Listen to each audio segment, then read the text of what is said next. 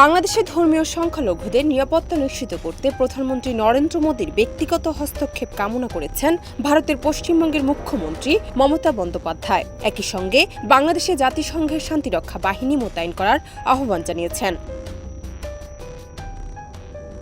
2 December ভারতীয় সংবাদ মাধ্যম এনডিটিভির এক প্রতিবেদনে তথ্য পাওয়া যায়। প্রতিবেদনে বলা হয়, মমতা বন্দ্যোপাধ্যায় আজ বিধানসভার শীতকালীন অধিবেশনে যোগ দিয়ে এসব কথা বলেন। মমতা বলেন, বাংলাদেশে আমাদের পরিবার, সম্পত্তি ও প্রিয়জন আছে। কেন্দ্রীয় সরকার এ বিষয়ে যে অবস্থানই গ্রহণ করুক না কেন, আমরা তা মেনে নিই। তবে আমরা বিশ্বের যে কোনো স্থানে ধর্মের ভিত্তিতে নৃশংসতার নিন্দা জানাই এবং কেন্দ্রীয় সরকারের কাছে আবেদন জানাই, প্রধানমন্ত্রী হস্তক্ষেপ করুন।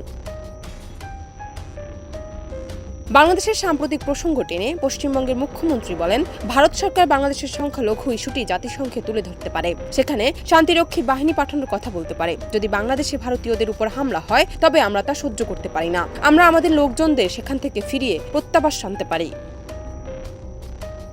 জান্নাত নিপু, দেশ রূপান্তর।